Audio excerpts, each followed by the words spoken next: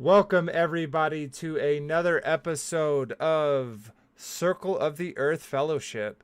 I hope y'all are all having a good evening and end of y'all's Shabbat, and starting it off right as we make our way to to next week. So we're going to get into it shortly. Let's go ahead, as we always do, and introduce everybody on the panel, and we will get a little brief hello by everyone, and then we will get into it. So, without further ado, let's start out with our dear sister Marcia. Welcome, Marcia. Good to see you. New wig. You'll see a new me Oh, every week. okay, there we go. Yes, a new wig every week for Marcia. So. Okay. Sweet. Well, it's good to see you, and we got a lot of videos to share. A lot of we're the episode today is Underground World, so we're coming at it from a multi kind of point aspect to kind of cover it all in one scope. So we're going to be talking about some of the occult stuff, some of the giants and quote unquote mythology stuff, and more of the practical stuff, which probably all coincides with the other things when it comes to like the United States underground bases and stuff like that. So it's going to be an exciting topic. So welcome again, Marcia, and we'll jump over to you, Robert. Welcome, brother. Nope, you're muted. It's not my side, it's your side.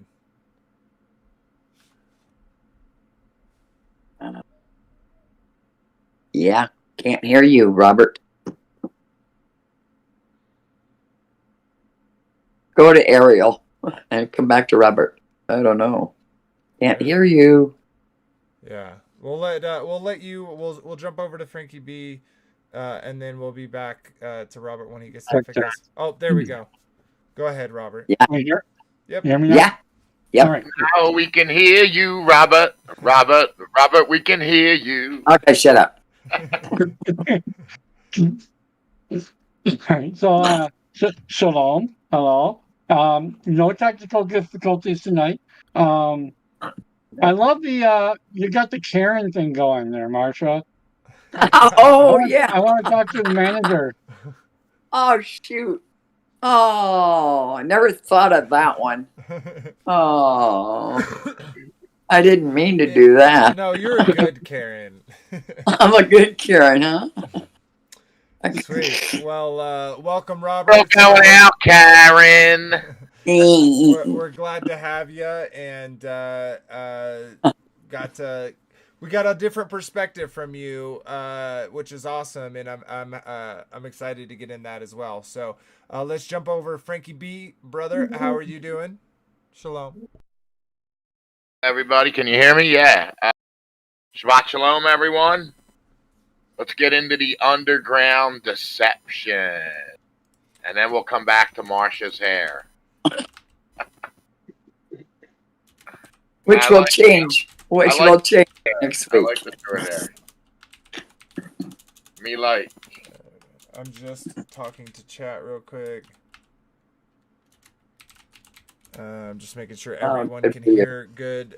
Sweet. Well, welcome, brother. Yeah, we're going to be talking about underground worlds, and I use the word worlds to basically describe like the different aspects of underground worlds. Like there's stuff, we're going to look into a little bit when it comes to the occult, like modern Satanism, but the practice of using caves as places of for rituals, for temples, is actually extraordinary high. And it's not just one place in the world. We got India, we got Greece, we got Japan, we got China, we got it's everywhere. So it's all across the face of the earth, and so we're gonna kind of talk about those.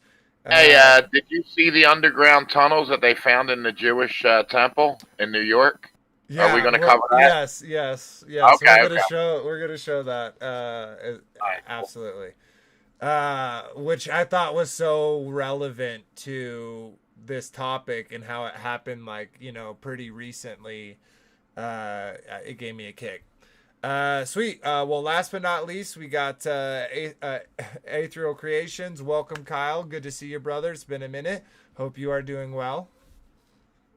I am doing well. Shalom, everyone. It's good to be here. Obviously, this topic has multiple layers to it. So I like how you've hinted at a lot of them already so far. Or we could be talking about, the underworld, or we could be talking about a ancient world that used to exist under our Yep. modern world. Mm-hmm. We can be talking about entire cities and tunnels and infrastructure that exists for a class of people that the special We are ball.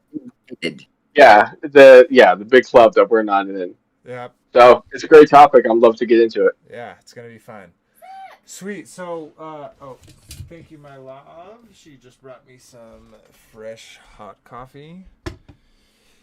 Sweet. So, let's get into the housekeeping real quick, and then we will get into. Oh, wrong button. Then we will get into the stream. Man, now I want coffee. Okay, so like always, I like to shout out Take on the World. We're live over there too. So hi to all those watching currently on Take on the World and all of those who will watch later on. We like to shout out to Chris and Liz Bailey for allowing us to use their platform, their beautiful community, and share our pieces of the puzzle with them.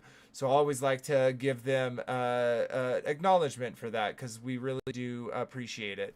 If you don't know and you're over on Taking the World and you want to support our channel, our independent channel, check out the Circle of the Earth Fellowship. We got lots of live stuff. We got some like kind of produced films that or videos. We got shorts and a little bit about me and my wife. So if you're interested in that, check that out. And like always, we like to read the comments from the video of the last video. We got 2 over on Taking the World. Thank you, always coming through with the thank you. We much appreciated.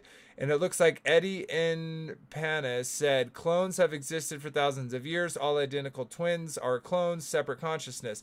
If you had watched the video, and maybe you did in part, and so you jumped to a conclusion, we actually talk about, is it possible to change, consciousness? And not only that, if you are able to change consciousness, are you even therefore human anymore? Do you become something completely different?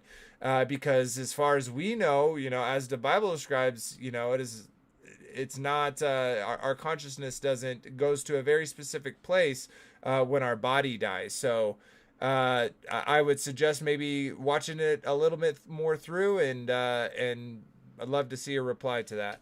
Over on the Circle of the Earth Fellowship. Oh, weird. We didn't get a comment.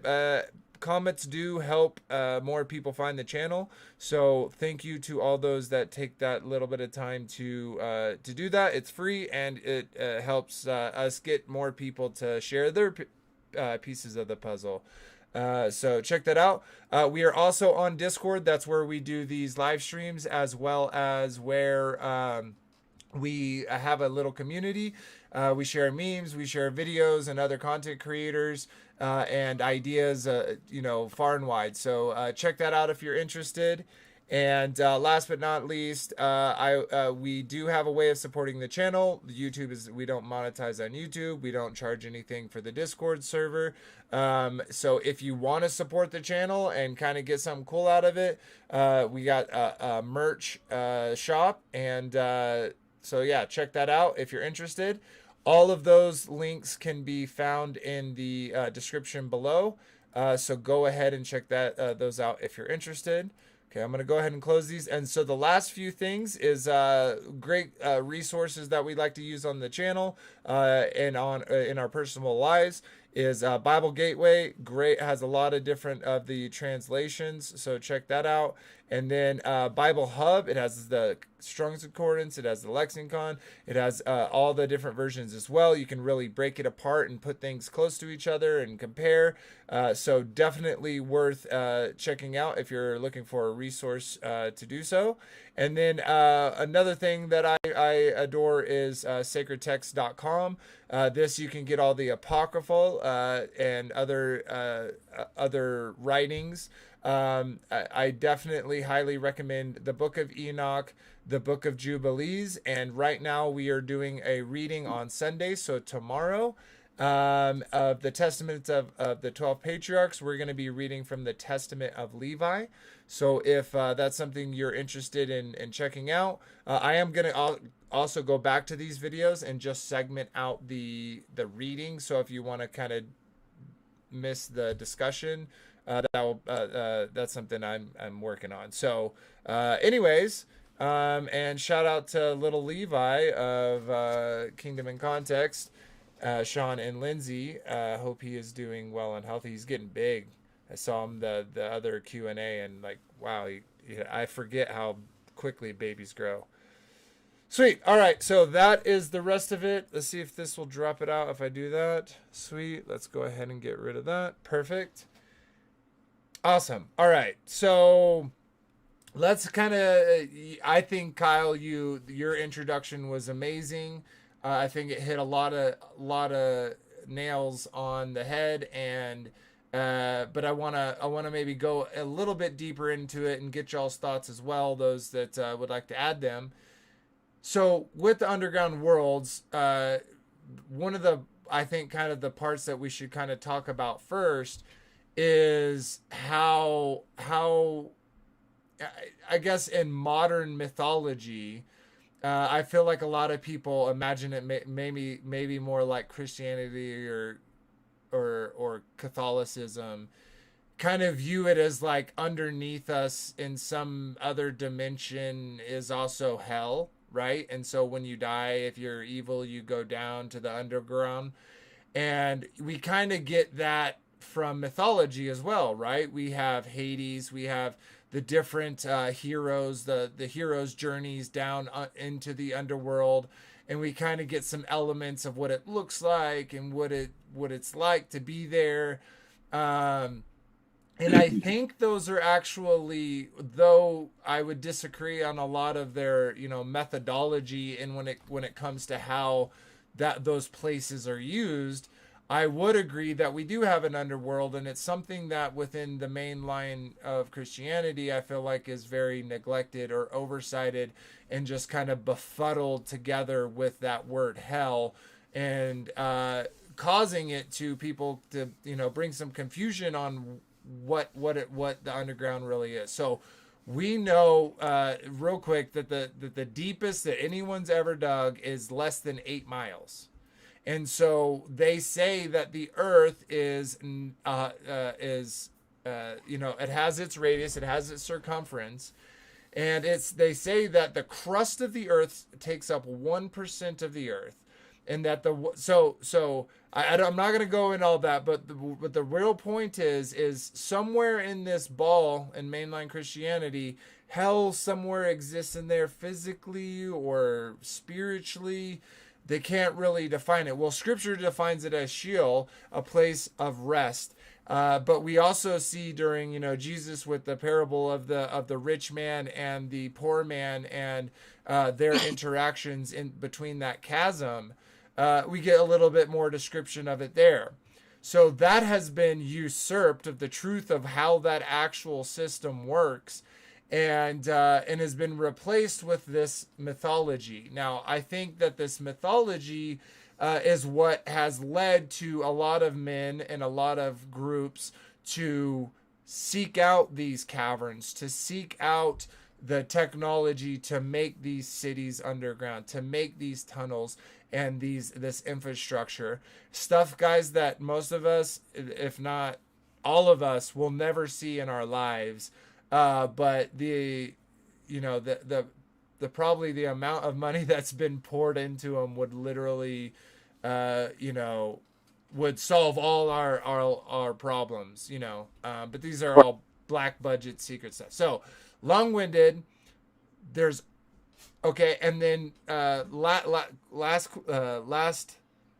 point that I wanted to make was I feel like that's now morphed into when we're getting a lot of these, some of them so-called whistleblowers coming out and saying, hey, there's aliens underground, there's multiple species underground, these are all, you know, and they always tie it to aliens. It's again that kind of what we've talked about before, that kind of bait and switch of science into the metaphysical, into the multiverse, into the speaking to other peoples from other dimensions. It opens up all of these avenues that the rulers and pushers of the world, you know, kind of use to sedate people or to you know, get them to sleep. So question to you guys is, what's kind of some things that you've ran into through your truth journey that you feel like are, you know, go along with you know, the underground worlds and stuff, before we get into the videos? And we'll just kind of go through. If you got anything to say, I'd love to hear it. If not, we'll move on to the next person. We'll start with you, Marcia.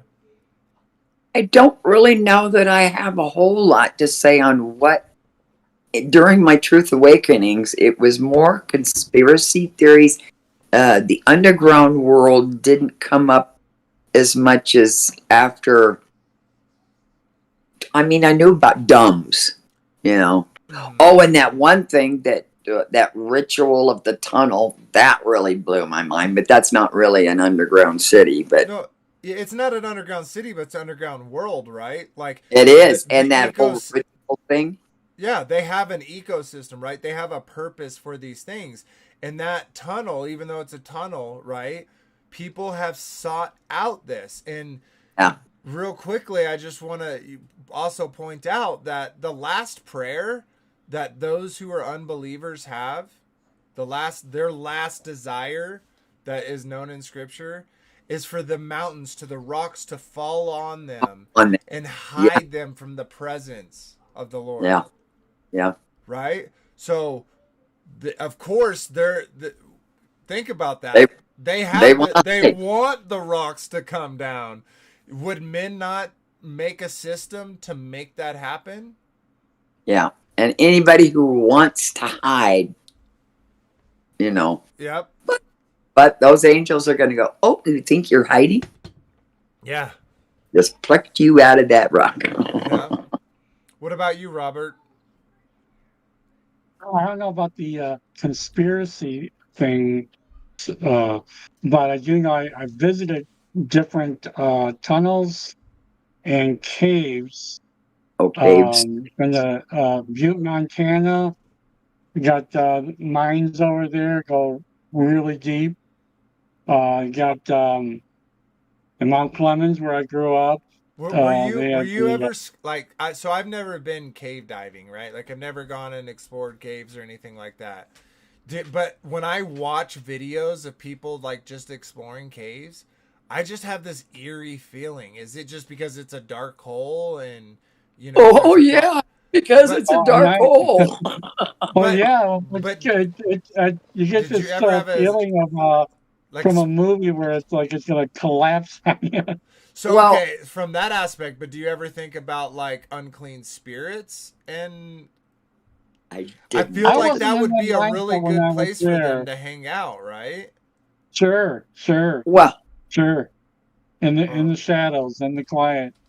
Well, you take those lights out I visited at caves, and then they turn the lights out. You don't know what dark is. Yeah. You have no clue what dark is. You think you know dark? That is the most eerie dark, and I tell you, it feels demonically dark. Yeah. See, and that's why I've kind of always stuck away from that, because it's just weird to me.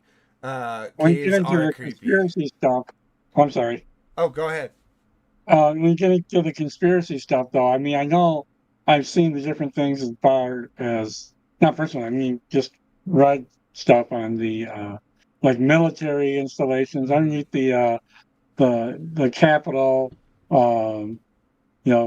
that sort of thing, and I think we'll be talking a little bit about that ahead, about the capital and protecting our government people, the ones that are here to serve us. So, Yeah. Yeah, they don't put all the money into like shelters and training and stuff for us, right? They just get the best of the best and for their little secret hiding places. What little gamma grabblers.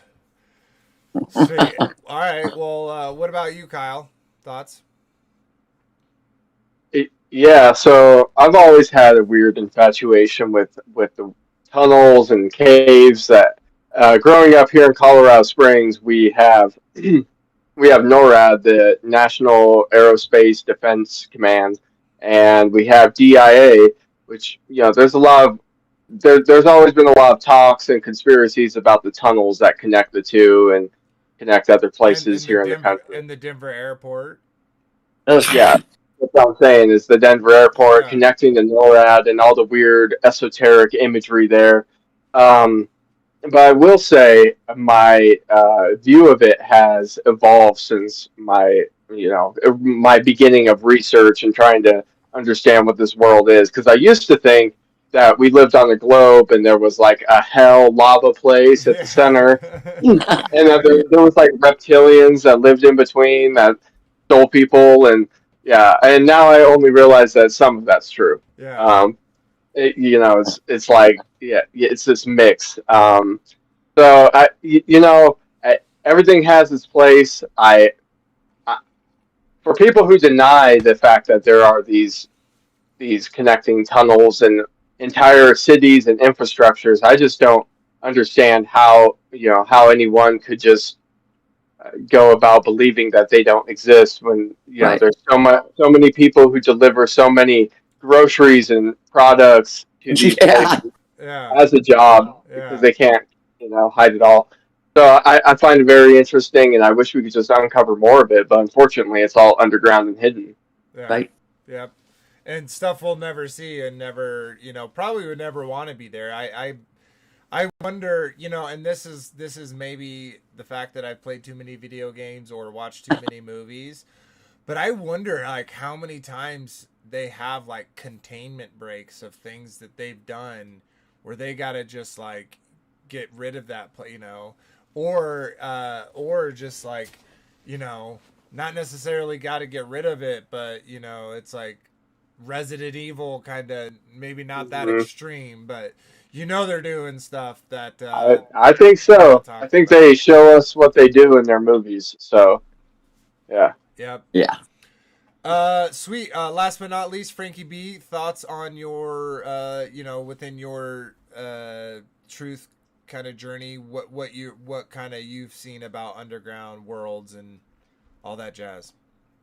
Well, we got Pizzagate, the Denver tunnels, that Hebrew temple in New York. We're going to talk about, and it was a video I seen of an explosion in Africa where the whole street blew up, and they said it was underground tunnels being blown up. Don't But you think sinkholes are?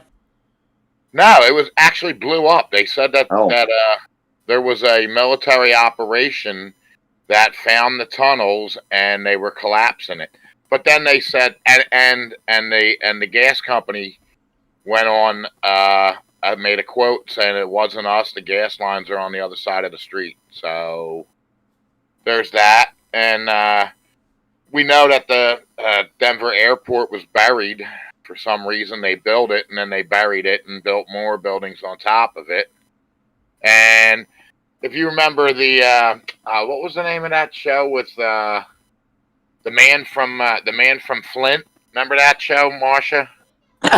He always picks on me. Yes, I do. Well, in that show, the operations were in an underground base in Nevada. Yeah. And then Austin Powers, there was an underground base in that. So Yeah, And they've been around for years. yeah, and not only are there like the military, like another one that comes to mind is like Stargate, right? Oh yeah, yeah. Not only is it like that kind of aspect, and that's again why I use the word worlds, is because there's also all of the movies where it's about people going into caves and finding, you know, different evolutions of humans or monsters, or, you know, even more recently, and, you know, definitely within a different the modern cosmology, you got like Kong, right? And Godzilla, where they're going through this portal and, or, you know, going through this hole and then coming through the center and then having, you know, as above, so below. And you see it, you know, and that's another thing where it's like, there has to be something to it. There's something to aliens. We know what that something is, at least, you know, here on this channel. Well, they also say that there's underground bases in Antarctica. Oh, dude, it'd be so easy to hide under all that ice, man. Sure. Like, water is such a good insulator. Like, you can hide anything underneath water. And we've seen that in the Captain America movie with the Nazi base being in Antarctica, and they had to get there by submarine. You also saw it in Alien versus Predator, where they had a whole ritual site in Antarctica. Underground temple, right? Yeah. So, and that kind of leads me to a thought. There's a great kind of another good place for a lot of these things that humans would never find is also at the bottom of the ocean. Because think about that. If you go to the bottom of the ocean and you build under that, how is anyone ever going to find that, right? I don't know. Leviathan's going to find him. Well, and I think I also think about, like, even though, you know, it's a Disney movie, Atlantis, where they were up on the land and then it sunk, but it sunk in such a way that it, like, they were in an air bubble, right? They had air trapped down there. So there could be remnants of giants, of Nephilim, possible, you know, under the ocean, under these cities and the collapses. So, you know, very interesting. Well, giants, they've been finding giant skulls. They've been finding skeletons, giant footprints. Giant footprints have been around for a long time. Remember, and then, yeah, it's all over the place. Yeah. There's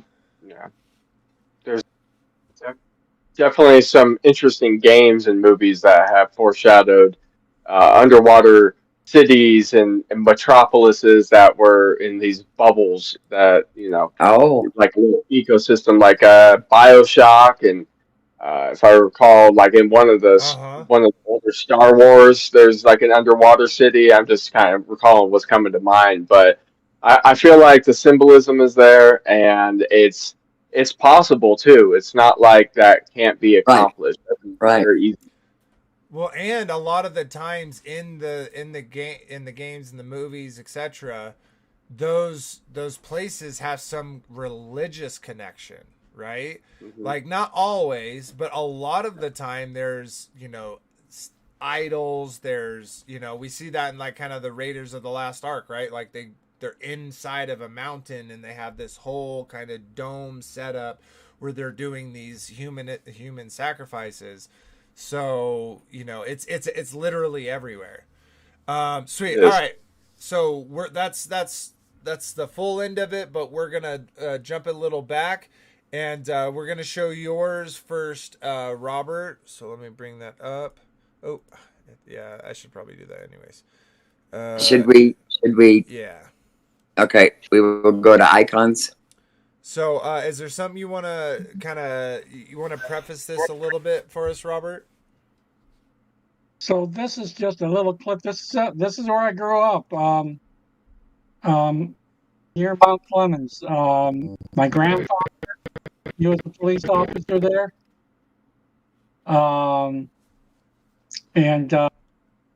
Yeah, I've seen some of the tunnels, and I've seen where behind which is torn down now, the Clinton was where it was Riverside, and they would bootleg. Um, the Oh, boats would come up alongside the dock, and from underneath the dock, they put up the booze into the boats and transport it. oh, yeah. Smart. Sweet. Well, let's watch this. It's a minute and 25 seconds, and then we'll talk about it a little bit before we move on. So let's check it out.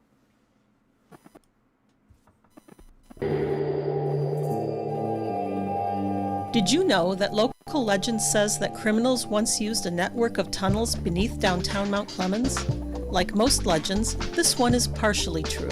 There are some old tunnels under our streets, and it all started in 1890. That was when the Mount Clemens Bath Company, owner of the Medea Hotel, built a new pump house on the east side of Front Street, which we know today as northbound Gratiot. The company asked the city fathers for permission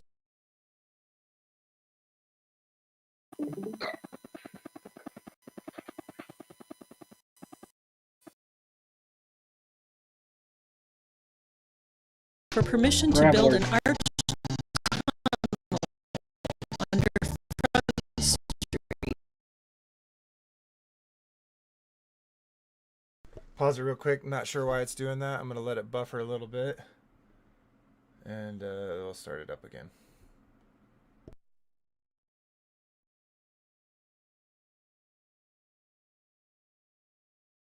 To connect the pump house to the main building so that workers could go back and forth easily. Other bathhouses did likewise.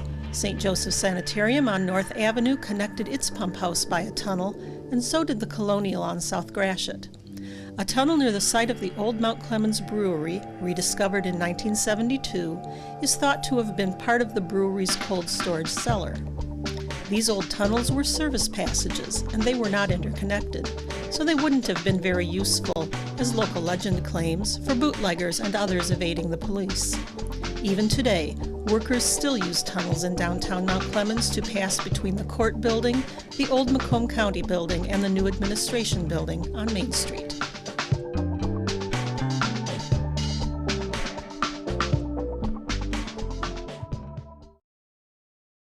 So I think that's a good place to start off, because caves obviously have many practical uses, right? Get rid of this for right now. Stop streaming. There's something else I didn't even think of, and that is subway systems. Those are all underground. Yeah, and real quick, talking about that, how cool, like, you know, it was cheaper for them to just make a whole new line than try to renovate an existing line. So there's so much, like, you know, sections that are closed off, doors are boarded off, you know, whatever. And who knows what's going down there, right? That's kind of a more modern take on that. But we see that all throughout civilization, where you literally have people that have carved out stone, you know, one big stone that carved out an entire underground system. And, you know, that's super interesting as well. But yeah, so back to kind of what I was saying is, like, there's many practical uses for, you know, underground worlds, right? Like mines, the whole ecosystems exist down there that are set apart from, you know, places that are 100 feet in different. So it's you got mines, right, for us to get metals from the earth. You got the actual the systems of the earth, right, breathing out air and water going down, and all of those kind of earthly devices that are used, you know, for the earth. And but anyways, so someone using, you know, you know that pirates, right, like there's a good example. Pirates hid their, you know, their treasures in caves. They made their, you know, bases in caves because it was out of sight, out of mind. It was, you know, they could set up booby traps, and they could set up places that if you're not supposed to be there, then you're going to meet your end. And we've seen it in tons of movies, right? And again, often tied to some type of paganism. So, very interesting. We're kind of jump a little bit of more gear, more modern stuff as well, and share this video. I think the kind of lead up to this video is really funny. I'm gonna put these two next to each other because it's two different videos. Let's play this short one first. So real quick, a little info about this video. Turn off my camera and share. Is a guy like this kind of started when a man reported that he kept hearing what he thought sounded like Yiddish underneath his floor, but he was on the very bottom floor, and so it didn't make any sense. So this is underground tunnels discovered in Brooklyn. Let's check this video out real quick. Oh, okay, I might have to let it buffer a little bit. See, it shows it's full buffered, but it's going slow.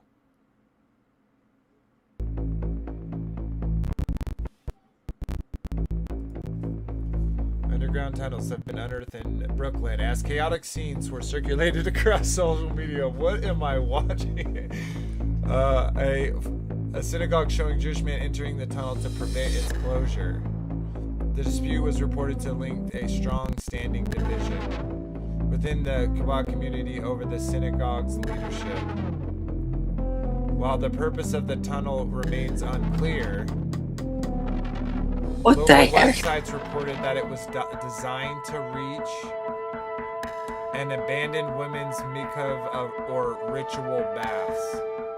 Oh, Yeah, so it's just the pervy little grabblers, trying to reach the woman's bath. It has nothing to do with any sinister, dark thing. Like sacrificing to Baal or anything. Like no possible way.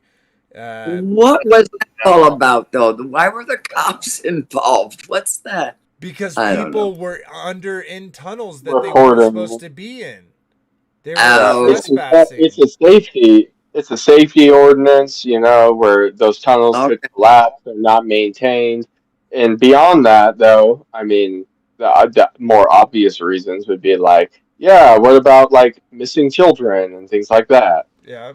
So, Okay. Yeah. Okay. So let's this one's a little bit longer. Let's check this out. Look. Underneath this conspiracy. Woo, Isaiah 2:21. When the Lord comes to shake the earth, people will hide in holes and caves and the rocky hills to try to escape from his anger and to hide from his power, and glory to the King. Hallelujah.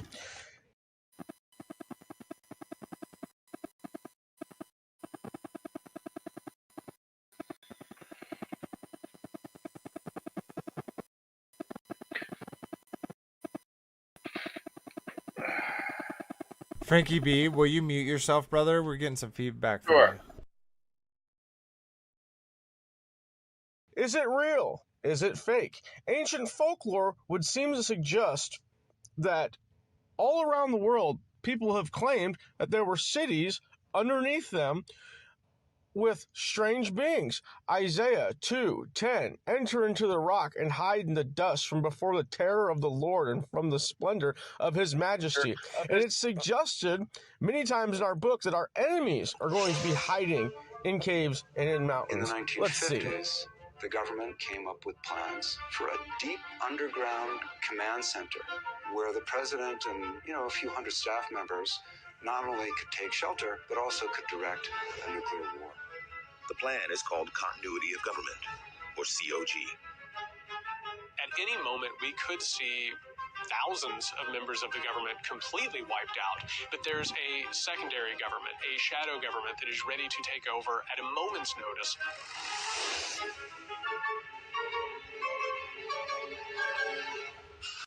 Revelation 6:15 through 17. And the kings of the earth, and the great men, and the rich men, and the chief captains, and the mighty men, and every bondman, and every freeman hid themselves in the dens and in the rocks of the mountains, and said to the mountains and rocks, fall on us and hide us from the face of him that sitteth on the throne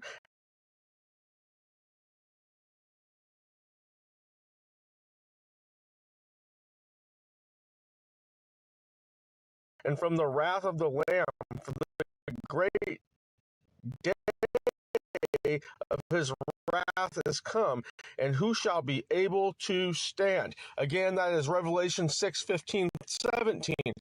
So this is prophesied over and over and over and over. I know that is so annoying, guys. It makes zero sense. I have literally it all buffered and it still is choppy. Annoying. It's so dumb. I apologize. Again, in our Bible, and we'll get more of them. And what I'm showing you here is actually underground highways, okay? And they go all the way. Real quick, these underground highways that you're seeing right here, see how they're all big enough to fit 18-wheelers? And those 18-wheelers can put anything in those, in those crates or on a flatbed trailer. And, a lot of people could kind of see this and be like, yeah, but it's military, right?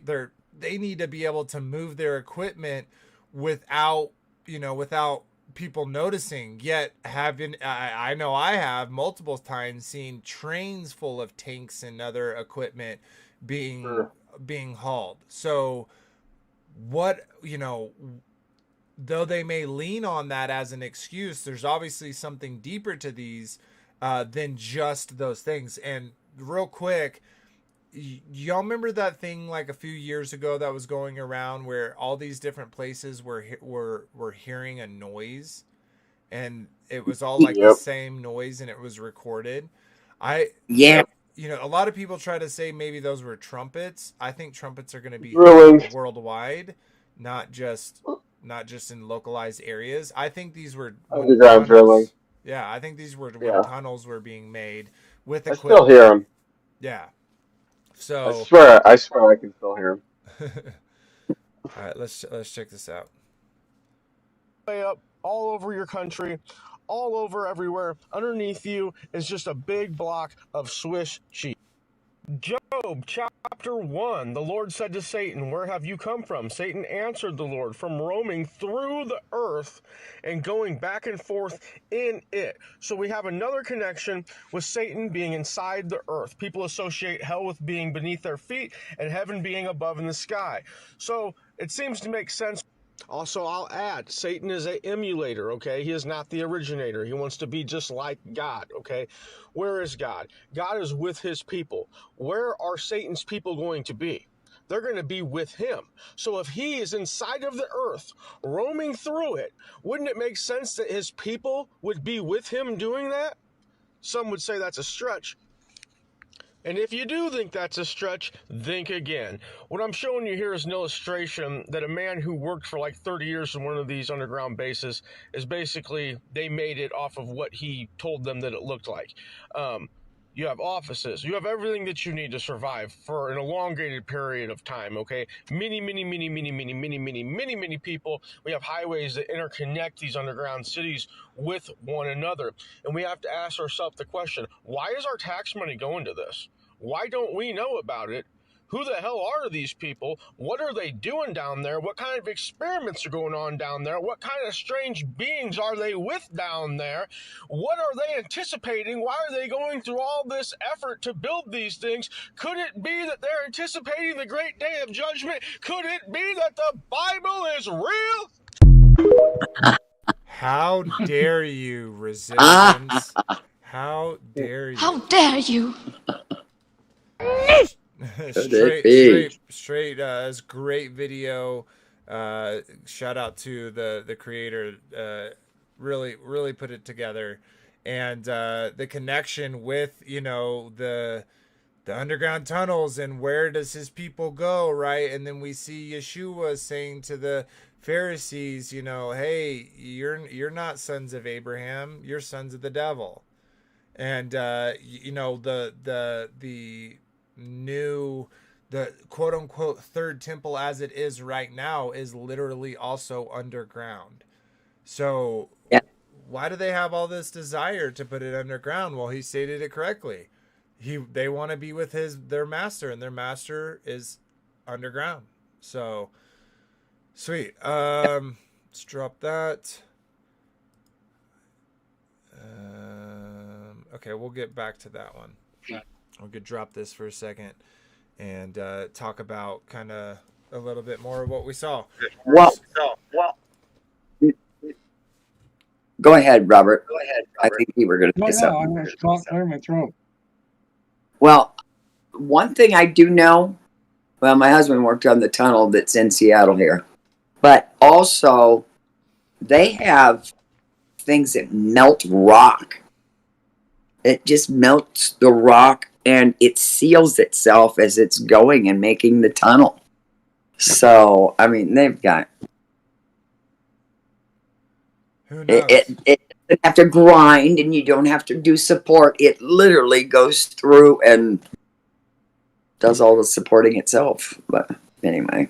Yeah, and even that, we know that to be able to build such structures, right? Like they have more technology than they're leading on. Oh, just yeah. in the construction of these places when it comes to the military, right?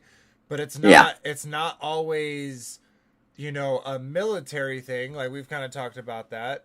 It's also, you know, natural places. So kind of here in my in my background, they would find places like this. They would explore these caves and they would find these places and they would build altars. They would build relics, right? And idols, and they would do different things in these tunnels per their religion. And we often see in pagan religions there was human sacrifice at the minimum. So yeah, so we're not gonna watch this whole thing. It's 20 minutes long, but I think it's a good little share. Hopefully, it doesn't give us too many problems.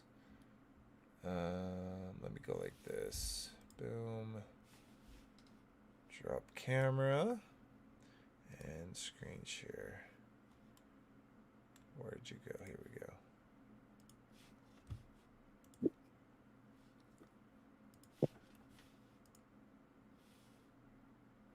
Like ant farms on an enormous scale that are dug out under the earth, hundreds and hundreds of rooms, that huge efforts was put into digging deep beneath the earth and creating these shelters, and archaeology does not have a good explanation about what they're there for. When they date objects that they find in these underground cities, what are the dates they find? Wow. These are a huge mystery. And the fact that objects have been dated to certain periods does not tell us when they were used. In the hustle and bustle of... Okay, so it's buffering again. I apologize, people.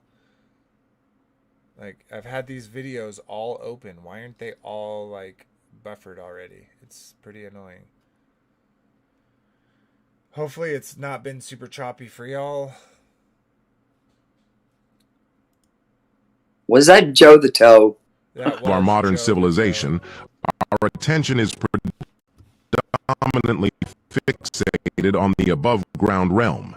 Our urban landscapes thrive as vibrant hubs of commerce and bustling business transactions. It's a rare occurrence, if it happens at all, for us to contemplate the world concealed beneath our very feet.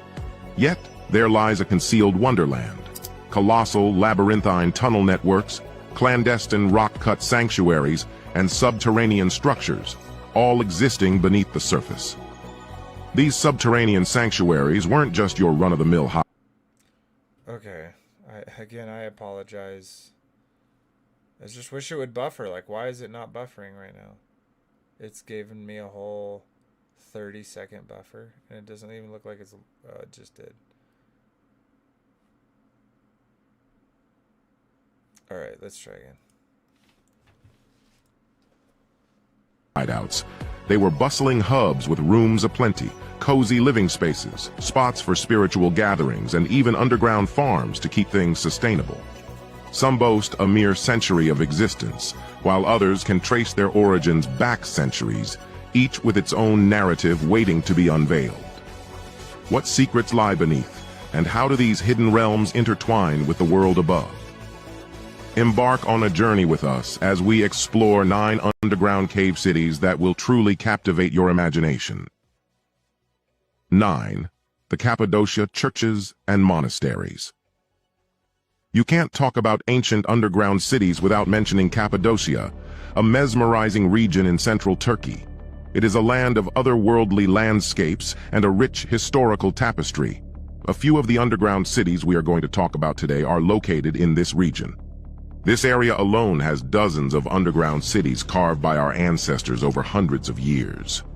Its surreal rock formations, known as fairy chimneys, create a dreamlike terrain that has captured the imagination of travelers for centuries. Cappadocia, renowned for its surreal landscapes, is So these churches they're talking about, anyone want to guess like what denomination they would be? That was cool. You know, it's funny. I just seen a video on TikTok about a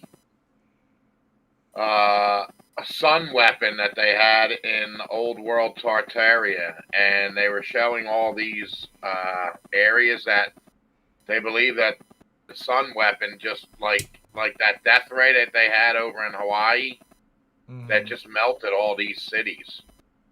Yeah. That there was a major war, and I think that's how the Freemasons took over everything. It was a major war, and a lot of these cities were melted, and that gave the Freemasons, Illuminati, a chance to take over and rechange history. Interesting. That's what the video was talking about. Yeah, and they were using zeppelins with the weapon. And it was like a giant magnifying glass, and the sun would hit it, and it would be like a death ray. Interesting. Yeah, like put it on top. So yeah, put it on the Zeppelin and have the sun run through it, and then they could direct it. And it would, heck, I burnt ants with a little, yeah, it would melt like cities like this.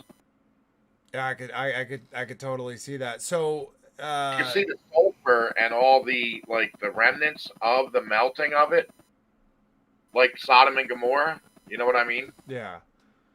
Well, so something interesting about this place and other places, if you actually look into Catholic history, often they would go and they would build their, monasteries on top of the entrance to underground systems where the pagan cultures of the area would do their sacrifices, their rituals, etc. So again, we have this place is in the Middle East, right? We're not talking about South America, Central America, etc. And North America. We're talking still in the Middle East, the Mediterranean, the North Africa. So yeah, very, very interesting. Oops, let me click that back and click this.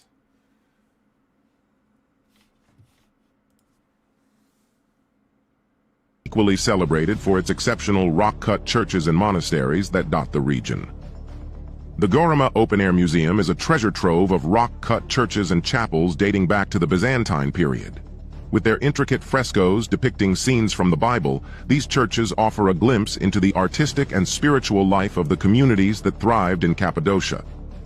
Among the notable churches is the Dark Church, Karanlık Kilise, named for its dimly lit interior that helped preserve its vibrant frescoes. These intricate paintings, created by skilled Byzantine artisans, narrate biblical stories with vivid detail and vibrant colors. The El Mali Church, dedicated to Saint Charalambos, features a unique design and is adorned with well-preserved frescoes portraying saints, angels, and scenes from the life of Christ. These rock-cut sanctuaries, nestled within the fairy chimney formations, offer a harmonious blend of nature and spirituality. Cappadocia's monastic complexes, such as the Göreme Valley and Zelve Valley, are home to numerous cave churches and dwellings that once housed Christian communities. These monasteries, carved into the soft rock, provided solitude for monks and nuns seeking spiritual retreat. The imaginative architecture of Cappadocia's churches and monasteries, coupled with their historical and religious significance, adds a layer of enchantment to the region, inviting visitors to embark on a journey through both earthly and divine realms. 8. The underground city of Kaymakli. Kaymakli, one of the underground cities in Cappadocia, Turkey, boasts a rich history dating back to the Hittites in the 8th to 7th centuries BCE. Carved into the soft volcanic rock, the city's early tunnels and storage areas laid the foundation for a remarkable subterranean complex. However, it was during the Byzantine era, 4th to 11th century CE, that Kaymakli truly flourished as a refuge for early Christians seeking shelter from external threats such as Arab invasions and later the Seljuk Turks. The intricate network of tunnels and chambers within Kaymakli served diverse purposes, featuring living quarters, storage rooms, kitchens, churches, and ventilation shafts across multiple levels. This subterranean labyrinth allowed inhabitants to navigate between different sections while providing a secure haven from potential dangers. Despite the local awareness of these underground structures for centuries, it wasn't until 1963 that the extensive underground city of Kaymakli was fully revealed. A local resident during home renovations stumbled upon a hidden tunnel leading to the vast subterranean complex, sparking subsequent archaeological explorations that uncovered the historical and architectural significance of this Byzantine-era marvel. Open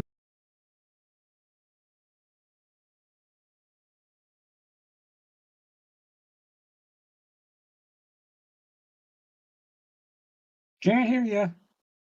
Oh, sorry. Muted. One thing that I think is very interesting is how Catholics are always referred to as Christians, even though Yeah, I know. they give themselves a whole nother term to set a dichotomy there between Christians and Catholics, but yet they call themselves Christians. So I kind of have a mixed view about this, and I want y'all's thoughts about this as well. So do y'all see, okay, so for both of those examples, we saw Christian imagery and stories and stuff painted on the walls. Now, where I mix personally is like, were these evil places that they tried to clean as an example, or are these evil places that they adapted, right? And it's hard because I don't want to assume intent in why they did these, you know, but I do have issues in the fact that, like, I don't know about y'all, and y'all can tell me different, but I have issues with pictures of Jesus and Mary and Yep. all those things. I feel like we're not supposed That to tells have me, those things. yeah, like that tells me that's not actually a Jesus and Mary, and it might actually be a depiction of their gods and goddesses, and yeah. Yeah, kind of like how they take over the word Christian, right? When they're talking about Catholics and Catholic things, it's kind of like the same thing, you know, in this, where are they adapting their religion to Christianity, you know? So it's hard to assume the intent in what they were doing, but I do have that little side of me that's like, maybe they were trying to like sanctify the place. Well, you know, just like you know how every country has just put a new face and a new ribbon on an old god or whatever. They're doing that. That could be the same thing. Yeah. And like I said, who are they really worshiping? I don't know. And it, like, why, you know, you never see anywhere in It's scripture. a new look. You never see anywhere in scripture where God is like, hey, make sure you make these statues and these paintings of of these figures. You know what I mean?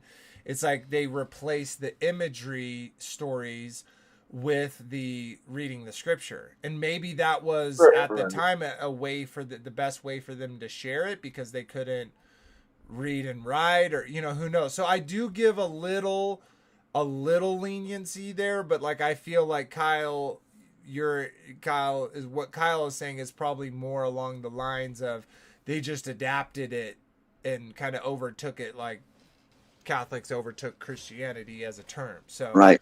And now when most people see, a depiction of a woman holding the child, they're like, "Oh, that's Mary and that's baby Jesus." They don't know the other characters in the story, I guess. Right. What if they're from the millennial reign? What if they're not? All right, Martha Stewart. I wasn't going to say it, but she looks just like Martha Stewart, darn it. Martha Stewart. Karen and Martha Stewart. Karen, Martha Stewart. Who painted the ceilings there? That was not Michelangelo, man. Yeah, that was, right. Some kindergartner, man. It was watercolors. Sweet. All right, so here's another video. This is more on America's cities and bases, switching over kind of to the military to look at some of the technology that at least they share with us, and some of the locations of these places. So let me pull this up for y'all. Drop my camera. And make this bigger. Now I'm getting comments in there in the chat of Karen. I'm a Karen. I gotta go change wigs. All right, let's check this out. Martha Stewart. Okay, I'm at the show.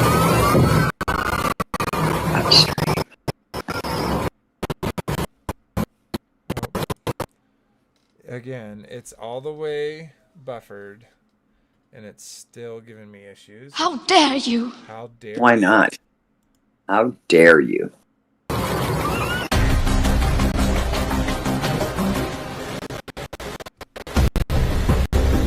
Real quick, like, ah, dang. This is probably going to make it worse. Is this? I want to show where it's just that shot of the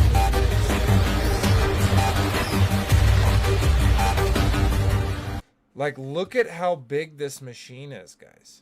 Oh, yeah, they were like that for the tunnel that they were doing in Seattle. My husband worked on. I mean, the giganticness of it is incredible. Like, if you really think about that, that's like at least, what, 1 to 3 stories of space? Oh, absolutely. Look at the man down there. Yeah. Like 1, 2, 3. Go to the middle.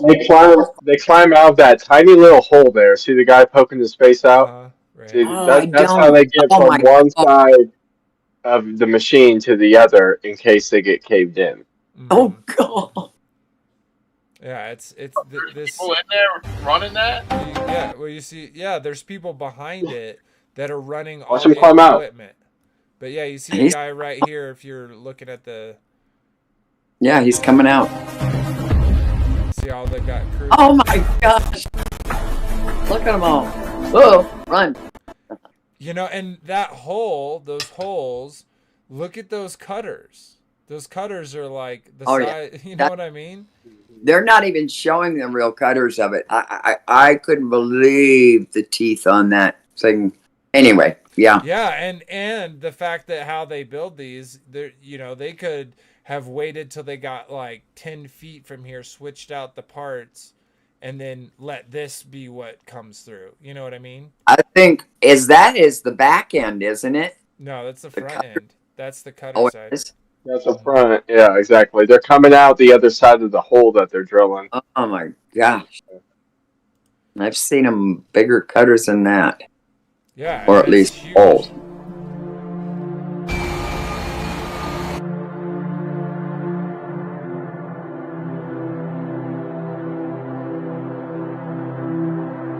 Look at that.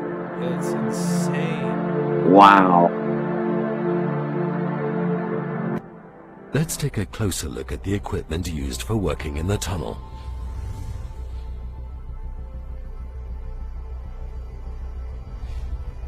The processes in the mountain are fascinating because with the construction equipment developed by Marty and the tunnel boring machine, an entire tunnel factory runs through the mountain.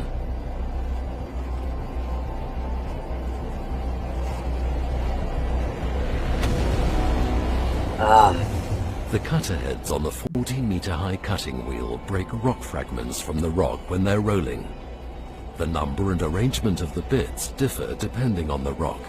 Marty optimized them for the geology of Belkin. Through injection openings, stabilizing material can be placed in the rock directly behind the cutting wheel. With up to 2,000 tons of contact pressure, the entire machine pushes forward along the already built tunnel. The gap between the tunnel and rock is filled with a fast-curing mortar. The machine stops every 2 meters. Within the protection of its own shield, it builds a tunnel ring out of 7 segments. With the segment construction, the tunnel is secured by the first ring closure directly after the excavation. Insane. And this is what they're showing us. Yeah. The lifting plate works with a vacuum. The experienced teams build a complete segment ring in about 25 minutes. Wow. So look at how big those segments are, and they're putting a whole ring every 25 minutes. How dare they? Is he using gasoline? Isn't everything supposed to be electric? But seriously, think about that. Every 25 minutes, they're getting one of these huge rings. Like how much ground they can literally cover is insane.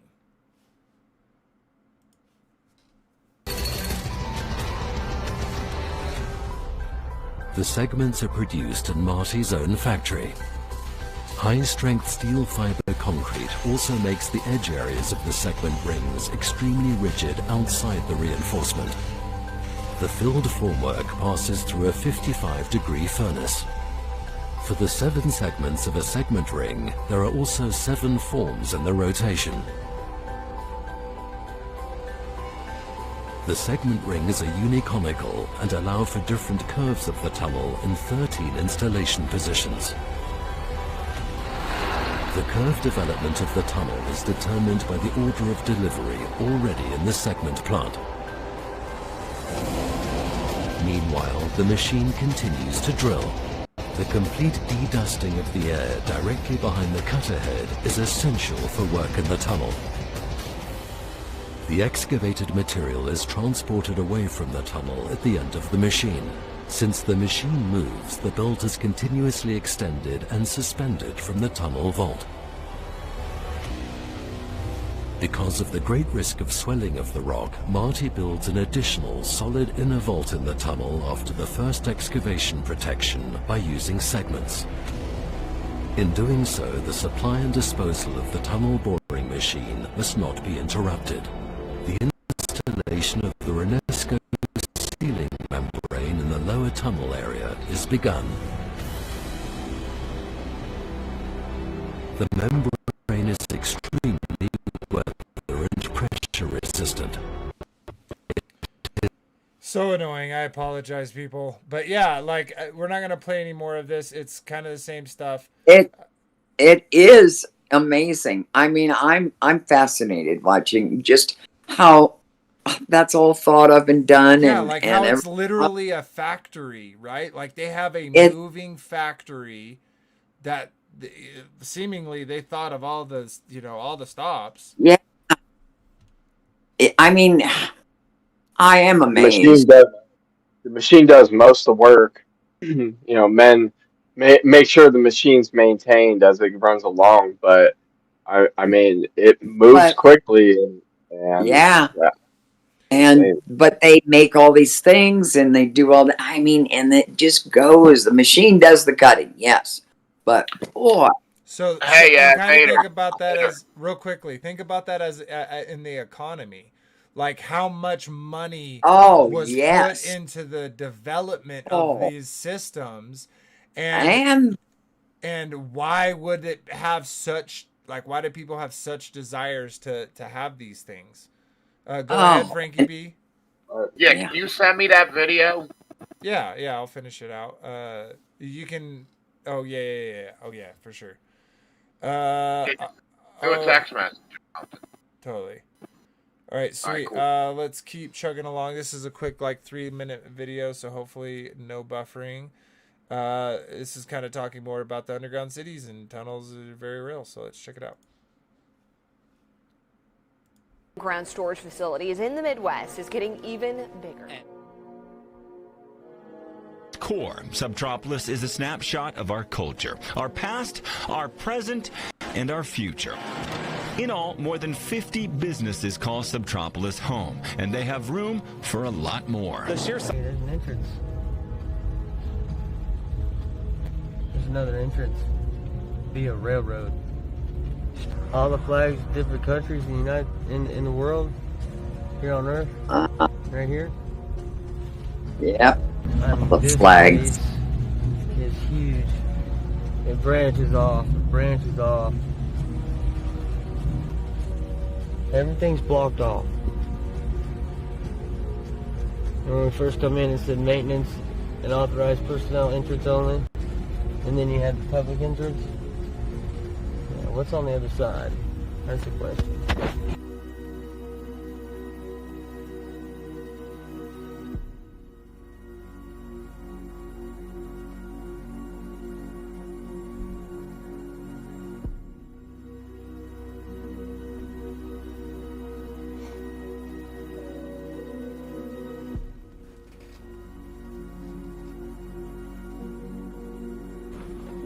Pretty small video. Pause it real quick, let it buffer because the video's not matched up. Oh, there's a wheelchair. Dude, this is creepy. This looks like it'd lead to a staircase. It's really annoying. It is. This looks like a. It's like a.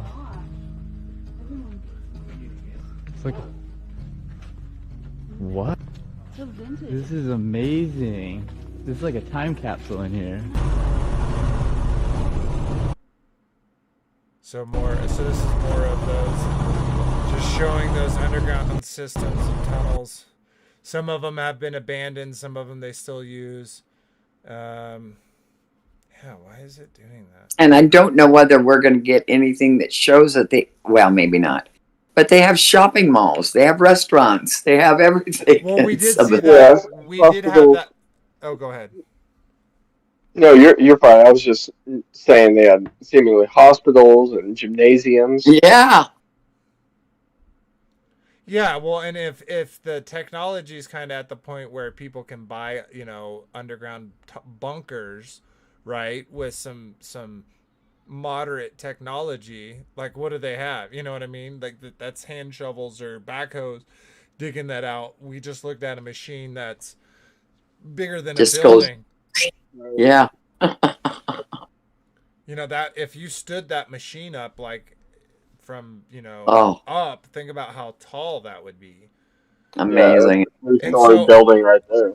Yeah. So in those tunnels and things, there are people, there are whistleblowers, there are people that talk about some of the things that go on in those military bases. Now, whether these people are to be trusted or just a little piece of what they say is something you want to take away, but this is Ted Gunderson. He's an ex-FBI chief, and he tried to warn people about these tunnels. So let's whistleblower. Let's check this out real quick. In Manhattan Beach, California, the children there claimed there were tunnels under the school. They were taken into the tunnels and through the tunnels up into the trap door of a bathroom in a triplex next door, placed in automobiles, and prostituted in the community. These are 2, 3, and 4-year-old children before they enter kindergarten. In addition, the children claimed that they were flown into the mountains where they were involved with adults in robes, black robes, chanting, candles. They talked about the brown babies who were cut up, actually sacrificed. And in checking into this and researching this, of course, this was obviously a satanic ceremony. The McMartin family, who owned the preschool, they were tried of Ray Bucky and his grandmother. The grandmother was acquitted, hung jury on Ray Bucky. The second trial, another hung jury. I had an opportunity in 1990 to gain control of the school. Now, the school had been given to Danny Davis. Oh, it makes you want to watch more. So go check out Ted Gunderson if you'd like to learn more about what he's got to say here. He's obviously getting into some pretty dark stuff, but I need to mention again the connection to Satanism, the connection to these dark things, and we kind of talked about it, you know, before when it came to secret societies and stuff, and again, all these things connect because they're all connected. And these secret societies, these groups of people, these cults, whatever you want to call them, they like underground worlds for a reason. Yes, of course. Yeah, that reminds me of the tunnels that are underneath Walt Disney World. There's I just seen something on Twitter that there's trap doors in the bathrooms, and the employees are like kidnapping kids, and there's all kinds of tunnels underneath. Trafficking. Yeah, sure. Yeah, trafficking. Children disappear every year from Disney World. Yeah, and again, that's a good point there. Who wants to bet that they have, like, just for the practicality of moving people from place to place so that they're not seen, and they have, you know, they can get to anywhere. Yeah, but what about the third floor or the 33rd floor? You know what I mean? They already have a secret society, a secret, you know, club there, Club 33. So what else do they have there? Now, I got a question. Why steal kids when they could breed them? I mean, they've got everything trapped. They could trap women and just have them breeding them on constantly, right? And who said they're not doing that? Maybe that's part of it too. You know what I mean? Or they need kids who are innocent and they can breed babies. I'm sure they do. I'm sure they do that too. Sure, it's possible. It's needed for the rituals to have. Well, I also heard that the adrenochrome that they like, that it's by blood type. So you have to have a certain blood type to get the adrenochrome. Well, that's you. That's why so many kids, because they're testing their blood and they're matching them up with elites that are using adrenochrome. That was one theory that I heard. Yeah, and this isn't, you know, a lot of truthers, definitely those who are in the United States, you know, like we do a lot of focus around, you know, the things happening here within our country and the history of all that, but it's going all around the world. Here's just a quick little clip of India. We'll check this out and we'll talk about it. Oh, wrong button.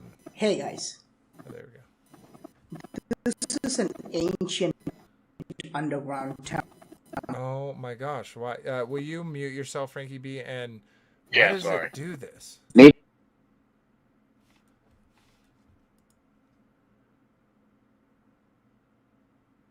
Near Warangal Fort.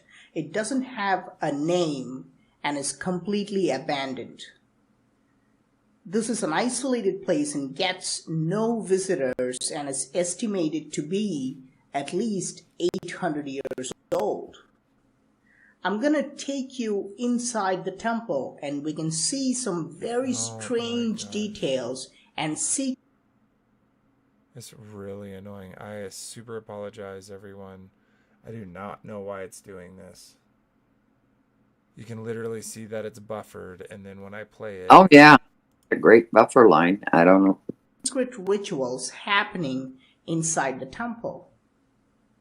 The temple is located at the underground level, and there is only one side that is completely open, and on all the other sides it is totally covered with dirt.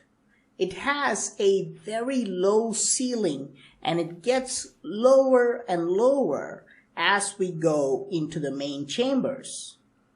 What's really fascinating is that this place shows evidence of strange rituals. On the floor, you can see a lot of chicken feathers, alcohol bottles, and pieces of lemon stuck on rods. Of course, we can assume that some guys were just drinking or cooking here, but you can also see religious items like saffron powder strewn all over the floor, and you can also see matchsticks and candles. This means that there was some kind of a black magic type ritual performed here. Locals say that a group called Kabbalikas gather here during new moon nights and indulge in strange rituals including meat eating and drinking. The term Kabbalika means skull men. These people carry human skulls and are sometimes even known to worship skulls.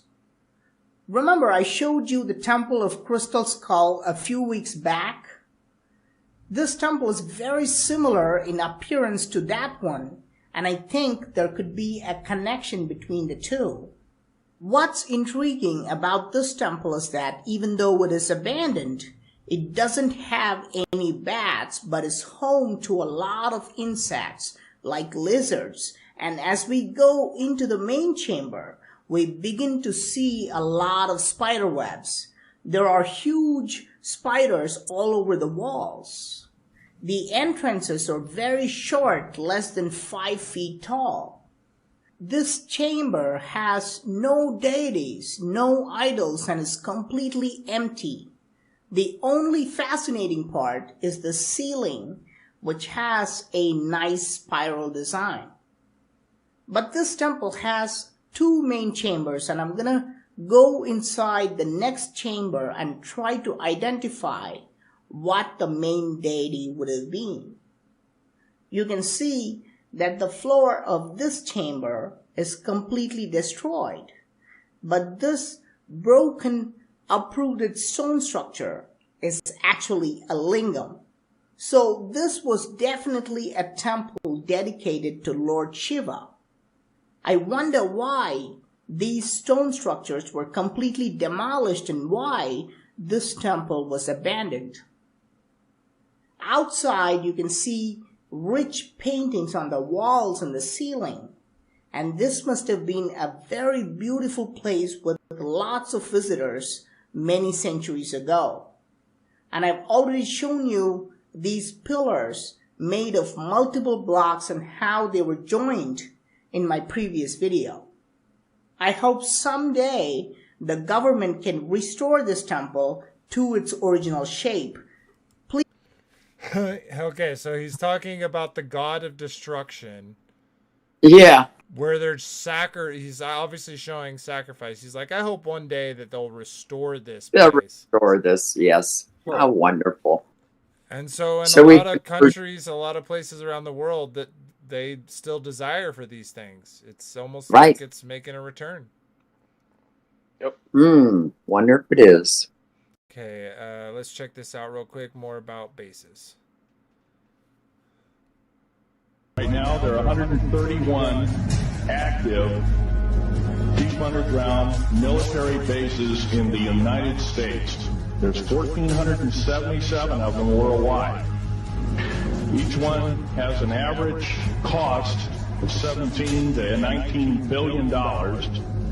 Each one is built in the site. It used to be it'd take a year to 2 years to build each one, and now they're capable of building a couple of them a year with sophisticated methods. My colleague Al Bielik has actually been on some of the high-speed railways, the magneto-leviton trains that connect all the deep underground military bases within the United States. He's been on a Mach 2 train and floats off a single rail at a 3/4 of an inch off the rail, and is what you call high tech. We have nothing like this on the surface. Groom Lake is where the infamous Area 51, S4, S2, a CIA base. It was originally a bombing range, a nuclear test site. It was later become the most secret base in the United States. It employs over 18,000 workers who work in shifts of 12 hours at a whack. Most of them working in cover of darkness, like us. We built out 9 underground military bases there, each with an average capacity capable of basically a city underground, roughly 4.25 cubic miles hollowed out underground. They have boring machines, for instance. They don't bore, they literally vitrify and melt the rock, deflagrate the rock. It's a very sophisticated laser melting and deflagrating system. Reduces the rock to a powder and then melts the remaining rock as a coating on the inside of the base, so you don't have to use gunite, cements, and other kinds of things like that. That's all old hat now. Technology is just basically, the new technology we get is the old hat of the military. Anyway, after we drilled all 4 holes, it's about 2 days to drill all 4 of them. And when you build an underground base, you drill 4 basic holes, and then you build called stopes or cross-member holes across, and you use blasting equipment and special blasting equipment by the analyzation of the rock formation, and you literally blast out or tunnel out or deflagrate or melt rock out to build the large rooms that are required for this underground base. I was involved in building another base inside of Dulce, New Mexico, which is Los Alamos Laboratory. It's a biological laboratory. On the southwest part of the Archuleta Mesa, we built an underground facility, a better part of 3 cubic miles hollowed out underground. Then to the southwest of that, we were in the process of the early stages of building. We drilled 4 large tunnel-like holes. Some of them ran 2.5 miles under the surface. Number of the original wells or drilling machines that were used were the rate of 2 miles a day. Area 51 is only one base, one of the 100. Yeah, it just comes out of nowhere and starts doing that. Let's try again. 31 bases. Of these 131 bases, I call Area 51 a mega base. It's got more than one basin. It's Tonopah Test Range, Area 51, S2, S4, Groom Lake, and a host of others. Now, these mega bases are gobbling up our gross national product. Right now we're spending 28% of the gross national product on building underground bases solely. That doesn't count for the defense budget. That doesn't count for the spare parts budget. It doesn't count for any of that at all. And the black budget is dead wrong. It sidesteps the United States Congress and its Constitution of its people and says you're a bunch of morons you don't need to know. Well, a need-to-know basis is an executive order written during the Eisenhower era, right after the created 1954 treaty, and is treasonous and illegal in this country and should be overturned and abolished. All this alien thing is fine, except for one thing. Alien takeover is a serious threat. So why do they always got to do that, guys?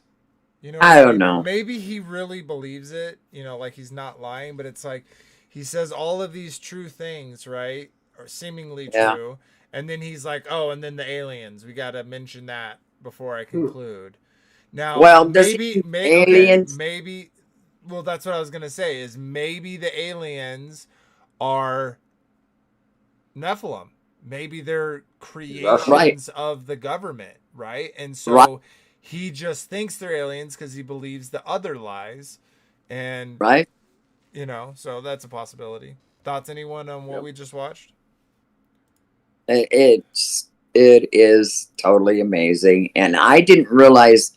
I mean, I know Area 51 has been, you know, super secret, but is it something more special than, I don't know. Well, someone brought this up on Take on the World. They were talking about ley lines. So you know, we didn't really dive into ley lines. It is underground things, and I think they picked these locations for reasons, you know, including ley lines and magical areas. However, that actually works. Yeah.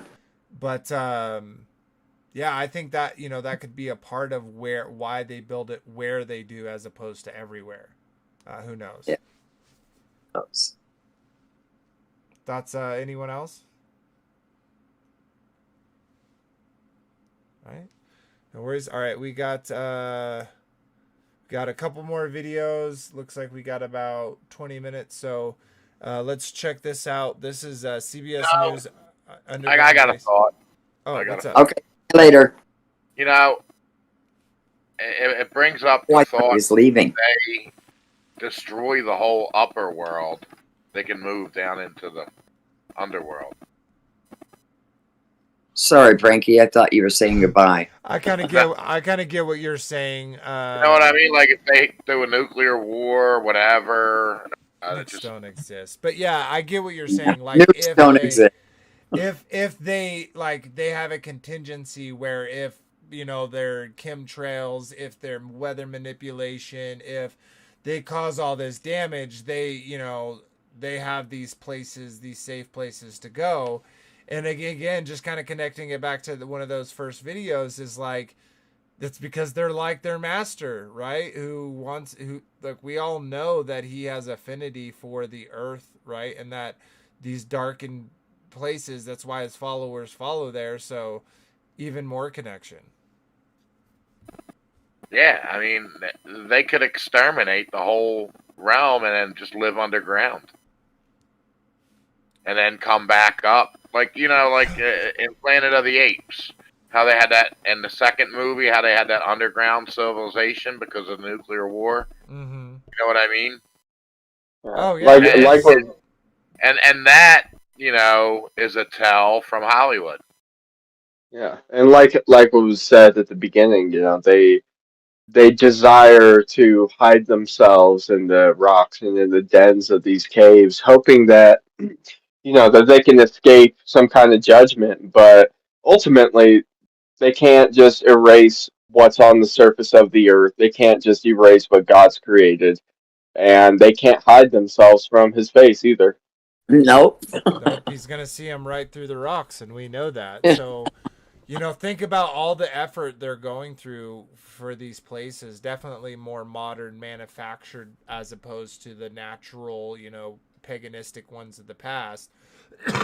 Even the sophisticated ones that they constructed, like we saw in India, it's all for vain, right? It's all for nothing. And vanity.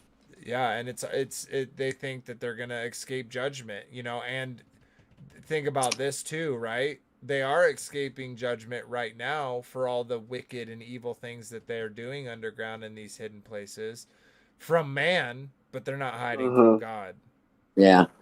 They're not hiding from the wrath. So, all right, let's check out this video. It's a little bit of a long one. We're not going to watch the whole one again, but we'll check it out.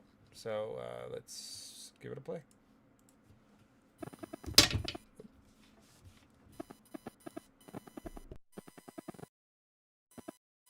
Mute, please, Frankie. Oh, sorry.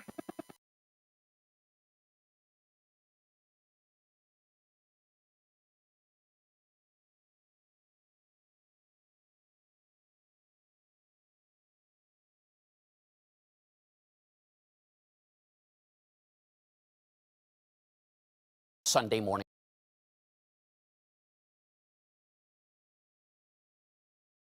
We're often asked by our Sunday morning viewers about where our show comes from, about our studio.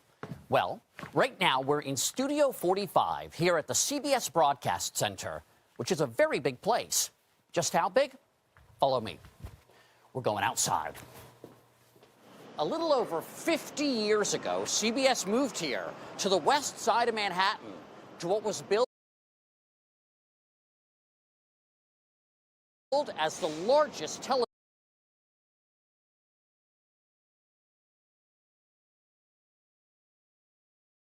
plant on the Atlantic seaboard. 500,000 square feet of floor space, more than the combined size of 10 football fields. Pretty much a whole city block. But originally, this place wasn't for TV. It was the world's largest milk distribution center. With seemingly endless corridors snaking through this sprawling complex.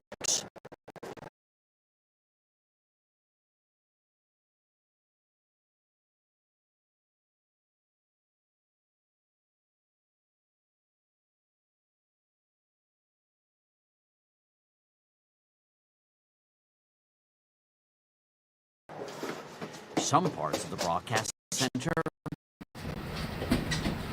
Stand back. remain virtually unexplored.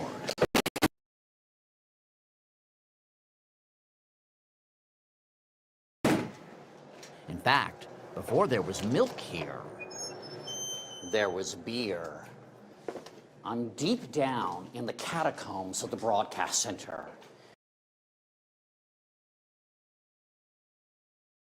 So real quick, interesting that CBS, a news place, right?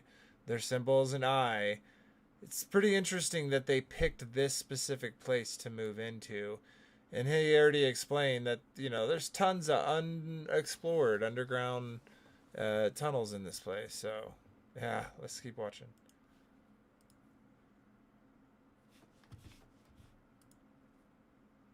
It is said that in the late 1800s, this was a brewery.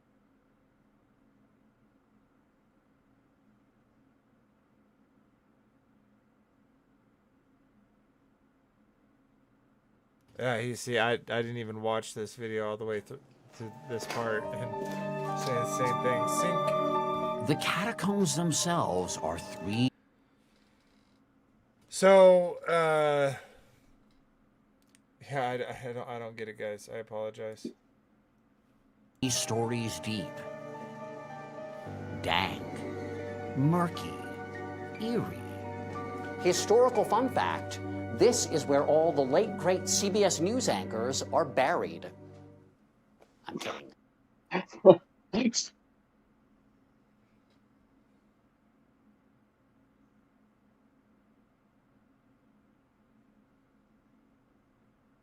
Oh.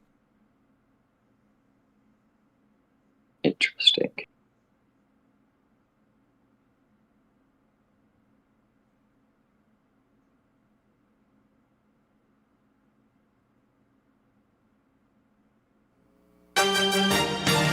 Live from Studio 46, this is CBS 2 News at 5.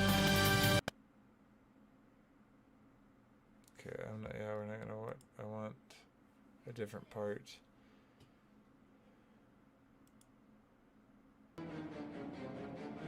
Oh, real good point, real quick. Because we kind of already talked about CERN before, though I feel like we could do a whole thing about it. Isn't it interesting that they're not making this collider above ground? Now, they of course have excuses for that, but if you even look at the collider, some of the, you have sacred quote unquote geometry in it. You have these symbols and within the even construction of the machines. And so again, the fact that it's underground. Did y'all see that recently that CERN is trying to build another one? No, Yeah. I haven't heard that. I know they have several, or there are several. They're supposed to be building like the latest technology one, like the new the new. The No. What's the excuse that they have to build them underground so when it opens up a black hole, it only sucks in. I always It doesn't tell everybody. Yeah, I thought it was always more like so that that equipment isn't, being rained on, or that, or because it could be in a factory, right? But I think more so, yeah, kind of like if it blows up, that it protects things. You know what I mean? I don't know if because obviously if it was a black hole, then that wouldn't do anything. Well, isn't underground cooler too? Maybe it keeps it cooler. I don't know. Yeah, it's Who probably knows? easier to they have their excuses, but it's still interesting when we know the connection between the occult and scientism and their whole desire outside of CERN is is Shiva, right? We've seen that before. Right. And it's an underground facility, and at the top before you go into this place you're seeing Shiva, right? So but they're just scientists. That's right. Sweet. So I feel like let me bring up that one last video since and they have Sanskrit, these huge glass plates at CERN. We could probably do a thing on CERN, but they're huge glass plates, and they've got Hebrew and all the languages and Sanskrit and everything that the particles go through, or something. I'm not sure. And I don't remember if it was exactly CERN, but I thought like CERN ran their like AI or their programs in Sanskrit. It does. Yeah, Alice, the program that they use is based off of Sanskrit code. Apparently, Sanskrit is the best language to use for construction. Yeah. Okay, so hopefully this one plays better because it's on YouTube, but it may be more gravel because it's on YouTube. We're gonna end it with this because the thing with underground. Oh, let me pause it real quick. And of course, it's buffering. Okay, so one thing before we get into this video, something that I think is interesting is, cities are built upon cities. And you could easily excuse that away as, well, it's easier to, to build on top of it than destroy it and build it up, or, the earth slowly is swallowing buildings, so they have to, do these things. There's lots of excuses and things that you can do. But I feel like after everything that we've kind of talked about, everything we've kind of shown, and again, there's so much more. You could literally do a search of, religions that, did underground, whether it be natural caves or constructed caves. There's hundreds of them, guys. There's hundreds of them. And we see that today in modern society, through entertainment, that these ideas haven't gone away. And we talked within the Secret Society episode about how they crave these dark places to do their things. We see in scripture that they always are meeting behind closed doors, right? And even though they're peoples of the dark, they often present themselves as righteous men of light. And we see that. So, we gave this some time to buffer. Let's watch this, and we'll kind of come to some conclusions, and we'll call it a stream. But let's see what this video has to say. Because you know something. What you know you can't explain, but you feel it. You've felt it your entire life. There's something okay. You don't know what it is, but it's there. Yep, you don't know because you don't see. And again, there's a great, I didn't even think about it, Matrix, right? They're hiding from the machines that they created, the hell that they created. They're hiding from the hell that they created under the earth. Underground. Right. Interesting. got some good righty. We got some good Mr. Piper up here with the glasses. This is not what I thought. He's talking about, okay, here we go. This is what I had saw. Is in plain sight. Well, I don't think caves are in plain sight, but they definitely do pieces in plain sight through entertainment. Cavemen, but they'll never tell you about the worldwide mud floods and giants. These are not conspiracy theories. These are proof, things that you can see in your own town everywhere, right? There was a worldwide mud flood that buried most of this realm, and it's discoverable everywhere in every town.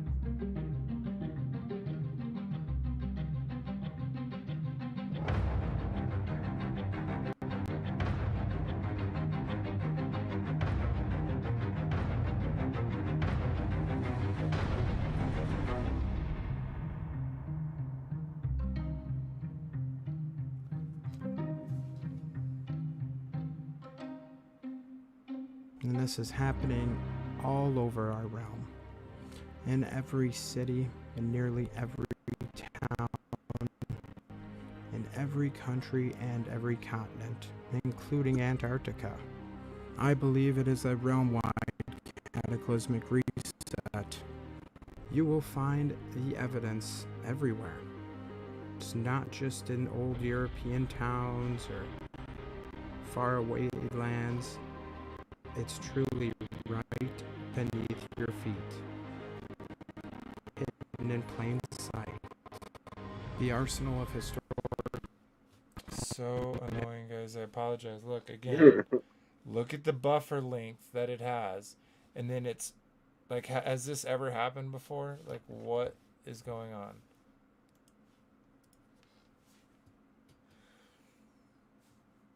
Like, it's literally buffering even though it has like a 2-minute buffer. Yeah. Employing various tactics to reshape the past. Selective omission conceals inconvenient truths, erasing events that challenge the preferred narrative. It takes just a few short generations to completely erase any true knowledge of where we came from or our true past.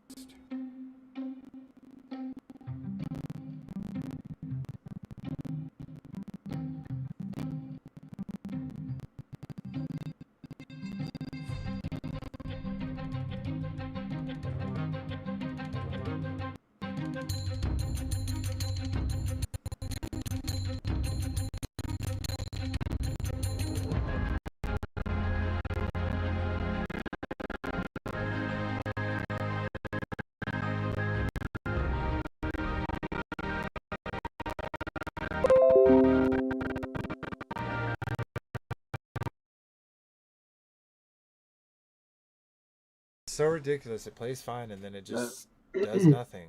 And yeah, it's just pictures. You know, it hasn't been doing it all the time. I mean, in your other ones, we have other technical difficulties, but this is doing it just ridiculous on the videos. Yeah, and it's literally one. I have one tab open. Like, it's not. Yeah, I don't know. You can't. Yeah, I apologize. It's just a few minutes long. Hopefully, it's buffered enough. Let's try to finish this out. I don't think it makes a difference whether it's buffered enough. Apparently not.